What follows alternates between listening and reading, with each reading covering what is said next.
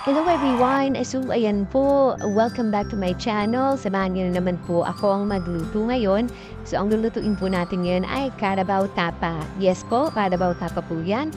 At ito po ang ating mga kailangan. Kailangan po natin ng Carabao meat, syempre. Kailangan din po natin ng mag-asawang asin at paminta na hindi pwedeng paghiwalayin. At meron din po tayong sibuyas at bawang.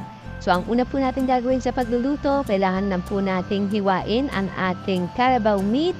Ayan po, kailangan po natin siyang hiwain ng maliliit lang, mga kasing laki lang na ating mga daliri. Ayan. So, ito pong kalabaw na to ay galing pa po sa aming probinsya. Yes po, malayo pa po ang pinanggalingan na itong napaka-espesyal na Carabao meat na to. Galing pa po ito ng probinsya ng Bicol. Yes po, kami po ay taga Bicol sa bayan po ng Catanduanes. Ayan. So maraming salamat po sa nagpadala. Sabihanan ko, pinadalhan niya po kami ng kalabaw. Dahil dito po sa Maynila ay napakahirap talagang maghanap ng karne ng kalabaw. Kung meron ka bang makita ay nuknuka naman na mahal. O, ayun. Kaya maraming salamat po. So, mga 2 kilong karne ng kalabaw to. Chat kayo, kaya mag-comment kayo kung ano pang luto ang gusto nyo lutuin natin para next time. Yun naman ipapakita natin sa kanila. Kasi nga, napakahirap ng kalabaw dito. Puro dito, paboy, o kaya baka. Yan ang mga karne dito. So, hiniwa na po natin ang ating bawang.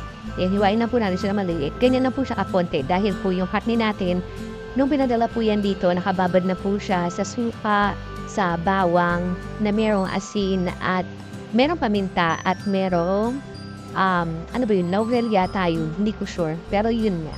Yun yung mga ano niya. Yun yung mga nakalagay dun sa marinate nila. Minarinate na siya bago pa siya dalhin dito. So, hiwain lang natin yung sibuyas. Yung sibuyas na yan, ano lang yan, mga ganyan lang siya, ganyan lang siya. Pwede rin yung siyang hiwain na pa-bits, yung maliliit. Pero mas gusto ko yung ganito lang na hiwa kasi kahit papano, yung malalasahan mo talaga siya pag nakahalo na siya sa karne. So, ayan lang po. Katulad nga na sinabi ko, itong karne na to ay napaka-espesyal dahil napakalayo pa ng pinanggalingan yan. Biruin mo, bumiyahe pa yan ng 8 oras, ay hindi, 12 hours. 12 hours pa yan ibiniyahe para lang makarating dito sa Maynila. Ayan, yan ang palagi namin nire-request pag may umuwi dito galing probinsya namin. Dahil nga doon, halos araw-araw na merong nagtitinda ng karne ng kalabaw doon. Dito kasi, yung mga palengke dito, wala namang mga karne ng kalabaw. O kaya meron man nga, mahal nga. So magpapainit na po tayo ng kawali. Ayan, bubuksan na natin ang ating kawali. Magpapainit lang tayo. Pag mainit na ang ating kawali, syempre, ilalagay na natin ang ating mantika. At ito na ang ating mantika. Hihintayin lang natin siyang uminit. Ayan, at pag mainit na siya, syempre, pwede na nating ilagay ang ating garlic. So, ayan ang ating garlic. Ilalagay na natin. Dahil nga, mainit na ang ating kawali. So, ayan lang siya. Ang hihintayin lang natin siyang mag-golden brown yung ating garlic na yan. At alam mo yung nag-aaroma na siya, yung maamoy na siya. Ayun, yun lang ang gagawin natin para pwede na nating ilagay ang ating kalabaw na hiniwa natin kanina. So, going back, ano pa bang ibang luto ng ano? Ano pa bang iba? Alam ko na kapag luto na kasi ako ng ng Carabao stick na andito sa channel ko din. Pag chinek niyo yung mga videos, nakaluto na ako noon. Iniisip ko kung ano pa yung pwedeng lutuin sa karne ng kalabaw. Kasi pwede rin namang kaldereta. At pwede rin siyang tinatawag nilang paksiw. Yung may sabaw na na paksiw. Basta ibang klaseng paksiw siya pagdating sa sa probinsya namin. Yung may suka rin siya, pero alam ko kasi, dati, ang paksiw sa isda lang. Pwede rin pala yun sa karne ng kalabaw, yung may mga buto-buto na. Ayun, niluluto rin nila yun. Pero try ko ipakita siya sa inyo minsan. Kasi nag-upload lang ako ngayon, mga 1 beses lang sa 1 linggo. Kasi nga, busy ako, nag-work din kasi ako. Pero, kung meron kayong request na lulutuin, na pwede kong lutuin, na kaya kong lutuin, sabihin nyo lang sa comment section at lulutuin natin yan at para maipakita rin natin sa iba. So, ayan. Yun na nga. So, kung napapansin nyo, pinalitan natin yung ating kawali dahil napakaliit para nagsisiksika ng ating mga karne. Kaya, ayan, pinalitan natin siya. Parang ginisa-disa lang natin siya sa bawang. Ayan guys, so kung napapansin nyo po, meron na po talaga siyang mga bawang. Yan po yung mga kasama sa pinagbabaran. Sinama ko, tapos hiniwa ko lang din ng maliliit. Tapos tatakpan po muna natin siya. So pagkatapos, maya-maya niyan, bubuksan na natin ulit at lalagyan naman natin yan ng tubig. Kasi, alam niyo po, ang karne ng kalabaw, napakahirap niyan, napakatagal niyan lumambot. So, dapat mas maganda, kung gusto niyo po nagmamadali kayo, meron dapat kayong pressure cooker. Kasi sa pressure cooker, mga 30 minutes lang yan, malambot na yan. Para yung karne ng baka. Actually, mas matagal pa yata siyang palambutin sa karne ng baka eh. Kasi ang karne ng kalabaw, napakatagal talaga niyan pakuluan, lalo na kung ang hiwa makakapal, ayan, napakatagal niyan pakuluan. So, ayan, nalagyan lang natin siya ng tubig. At pagkatapos, tatakpan natin siya ulit. Doon na natin siya papalambutin. So, hihintayin na natin siyang kumulo. Ayan. So, ayun na nga. Tapos, ano pa bang pwede nating lutuin dito? Kasi halos lahat naman naluto na natin. So, syempre guys, habang naghihintay tayo, no, baka naman pwedeng mag-like and subscribe kayo dyan para sa next na lulutuin ko, sa next video ko, ay ma-notify naman kayo, no? Kung pwede lang naman, no? Pero, thank you sa magsusubscribe. Ang kadalasan kasi ina-upload ko, mga shorts lang. Yun yung mga ulam namin, as in literal na ulam namin, araw-araw.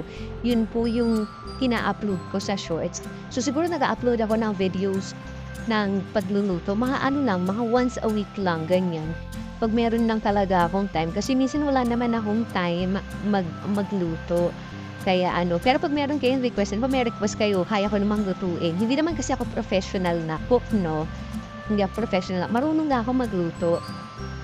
Kaya kung meron kayong mga request, kaya ko namang lutuin. Sabihin nyo lang, mag-comment lang kayo at lutuin natin yan. At pagkatapos nun, syempre, baka naman, yun na nga, pwede kayo mag-subscribe dyan at mag-like para naman yung request nyo makita nyo rin. So, ayun na nga, going back na nga sa ating pagluluto. Ayan, kumulo na siya. So, ang gagawin lang natin, hihintayin lang natin maubos yung kanyang tubig, water niya. Para, sa part na yan, parang pa siya, medyo makunat-kunat pa siya. Pero, kaya na kung sa kaya. Ayan, mga ganyan dapat yung mga yan. Paano na siya, wala na siya ng sabaw, yan, pwede na yan. Ang gagawin na natin, ilalagay na natin ang ating oyster sauce dyan, pag ganyan na. Yan, pansinin nyo yung mga bawang sa gilid at talagang pinipis at talaga yan, para lasang-lasa talaga. Kasi pag lasang-lasa yung bawang, syempre, mas masarap pag mas maraming bawang. Mas kumakapit talaga yung lasa niya. Kaya ako pinipisap ko yan. Yan. Haluin na natin. Tapos, ayun na nga, ilalagay na natin dyan ang ating oyster sauce. So, depende na sa inyo kung gaano karaming oyster sauce. Pwede actually kalahati lang kung medyo sensitive kayo pagdating sa maalat. Ako kasi, mas gusto ko yung maalat-alat na manamis-namis. Kaya isang oyster sauce yan. Yung tagi 8 pesos, yan ang ilalagay natin. So, pagkatapos, pagka nalagay na natin yung ating oyster sauce, ayan, nabubulol pa, no? Ayan, hahaluin na natin siya. Para yung oyster sauce kumapit siya sa karne ng kalabaw. Ayan.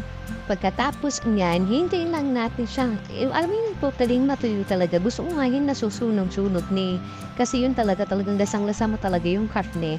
Kaya kasi yung mga bata, hindi naman sila kumakain ng medyo nasusunog na.